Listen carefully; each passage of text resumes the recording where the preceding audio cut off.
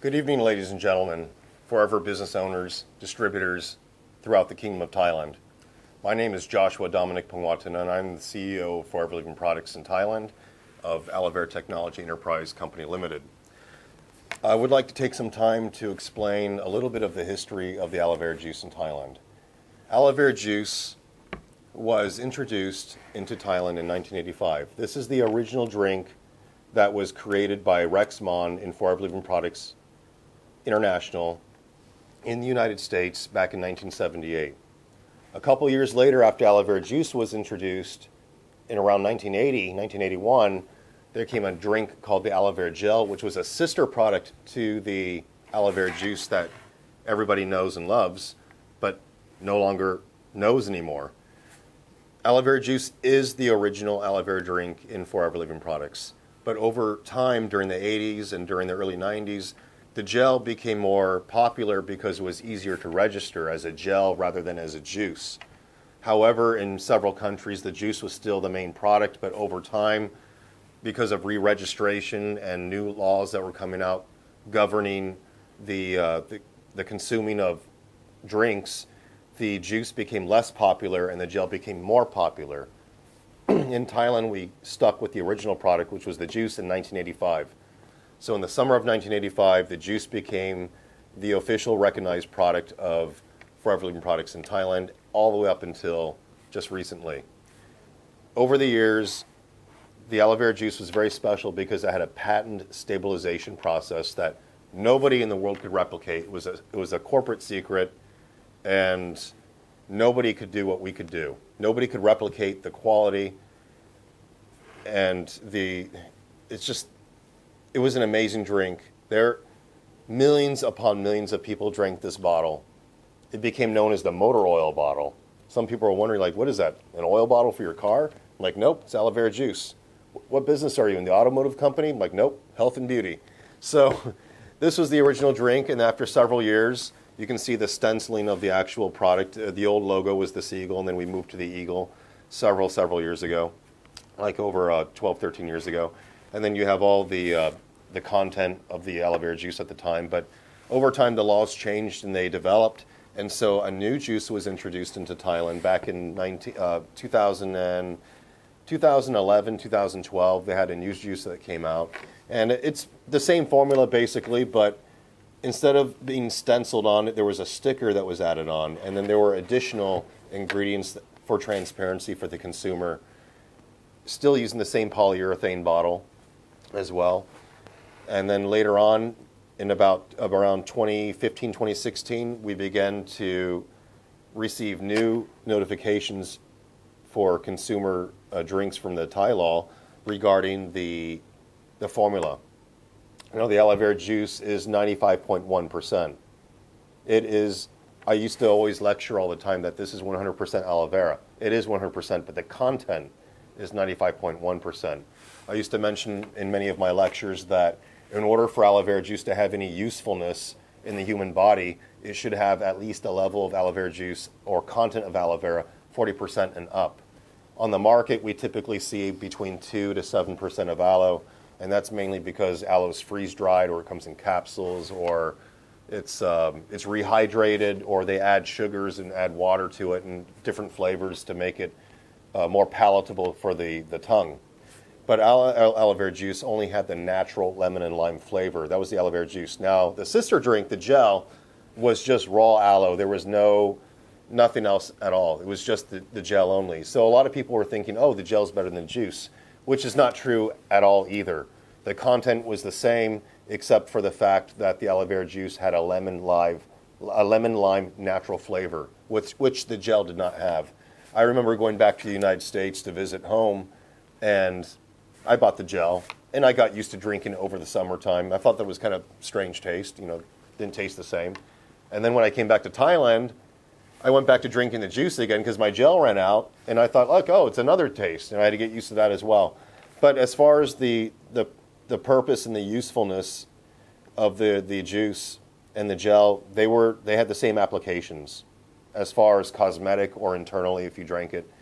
It's a drink, but it was also used cosmetically for other purposes as well. So back in 2015, 2016, new laws were passed, and we wanted to follow the law correctly, obviously. We want to do that. So we could no longer import this drink anymore. The only alternative was to bring in a drink that had no preservatives at all. Unfortunately, this particular polyurethane bottle cannot keep aloe vera juice without preservatives. If it does, it goes bad too quickly.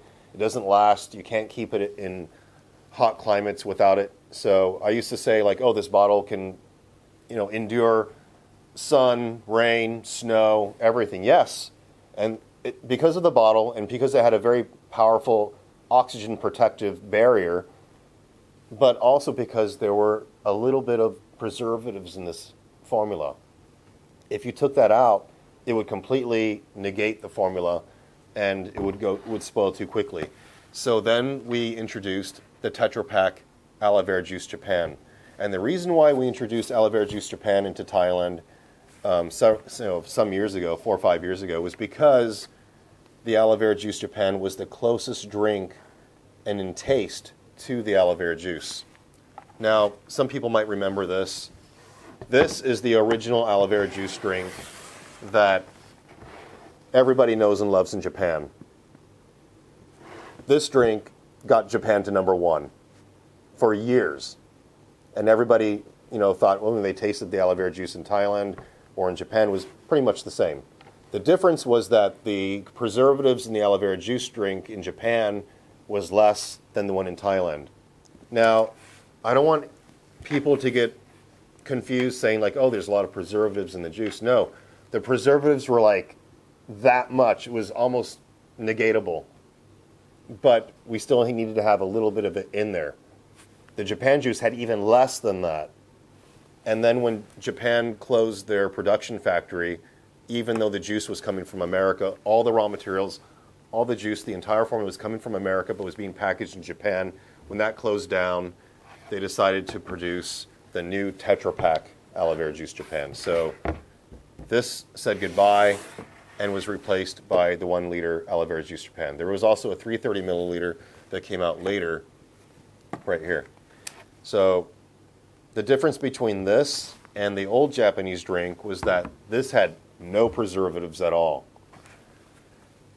So it fell in line with a lot of the government policies, and it was completely fresh, aloe vera juice only, but the taste did change. And one of the reasons that it changed was that the formula for aloe vera juice developed. It got better. Remember, the old juice was 95.1%. The new juice was something like 97, 98.5%. So it got a lot of higher aloe content. And the Tetra Pak that was produced was more environmentally friendly than the plastic as well. And so when we could not import this juice in Thailand anymore, we decided to go with the Japan drink because the juice for the Japanese market was the most similar to the old aloe vera juice drink in taste. Now, some people, when they first drank the 1 liter, the very first thing was, where is the pulp? How come I can't chew the aloe in my mouth when I'm drinking the juice anymore? And the reason why was because we blended it.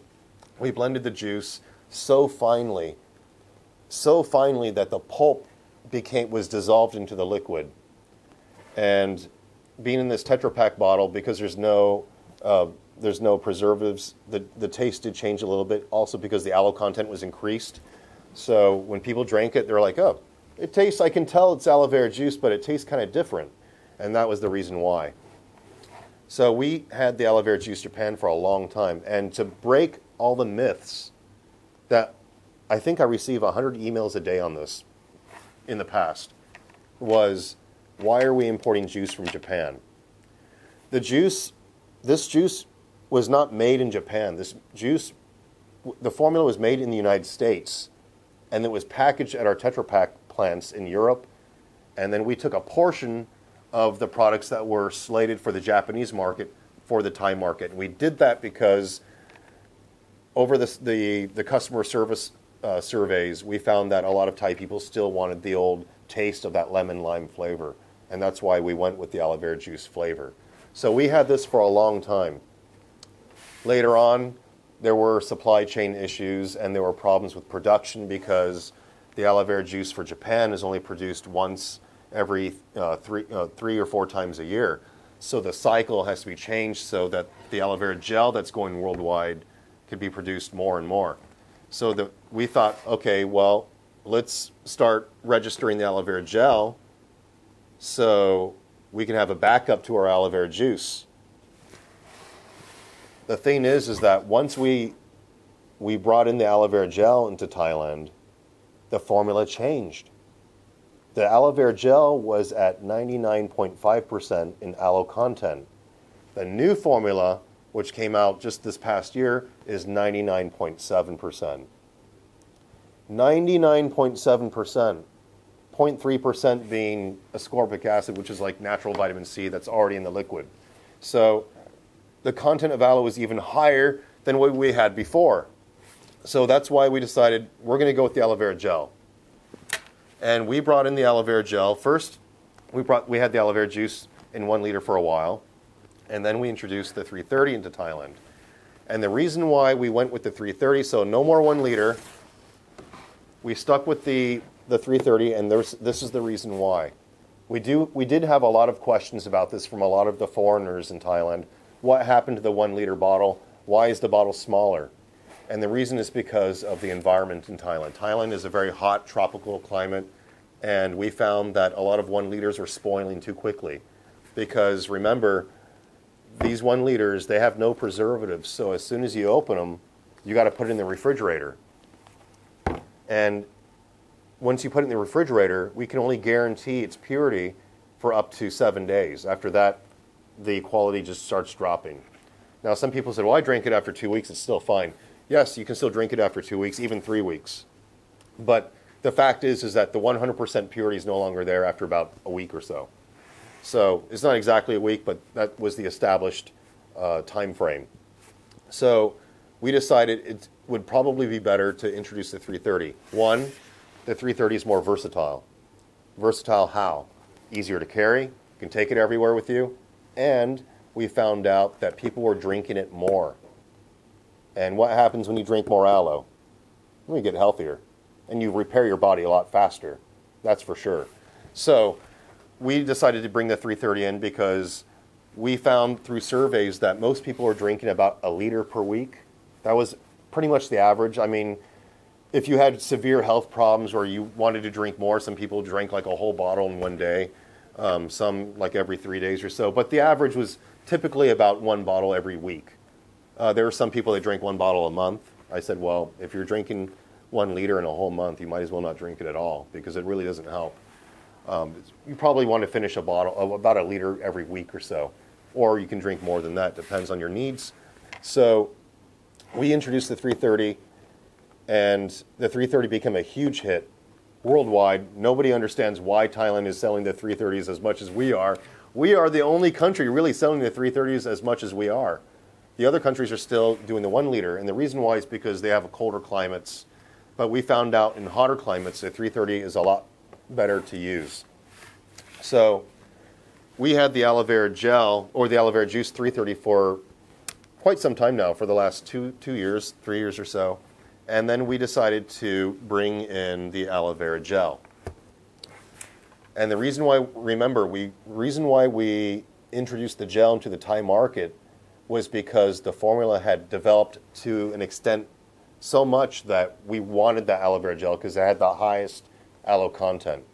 Secondly, we didn't want any supply issues. If we just rely on just 1 drink alone, which is actually for the Japanese market, but we were taking a part of it for the Thai market, if something happened, what would we do? We don't want any emergencies. So we had contingency plans in to bring in the gel at the same time as the juice. Later on, we found out that, because the gel is produced in such large quantities worldwide, it would be better just to erase aloe vera juice from our supply line and just have the aloe vera gel. So right now we have the aloe vera gel, and we have a special thing to let you know. We have it in Thai. So this is the first time in the Thai market that we actually have labeled Forever branded products in the Thai language, and I'm so proud. I'm so happy. And I know a lot of your foreigners are like, well, I only speak English or French or Italian or Russian or Japanese, but this is a big milestone for Thai people. So we're really excited and we're very proud that we're able to get the labeling in Thai. This was a very big deal for us, and especially for the domestic population in Thailand. So right now, we have the highest aloe content available for you, aloe vera gel, 99.7% in the 330 bottle, easy to drink. I find myself sometimes drinking 2 or 3 bottles in a day, and I don't even realize it because it's small. It's the same size as a can of Coke. So there you have it. This is the history of aloe vera. Thank you very much, everybody. You have a good evening. Bye-bye.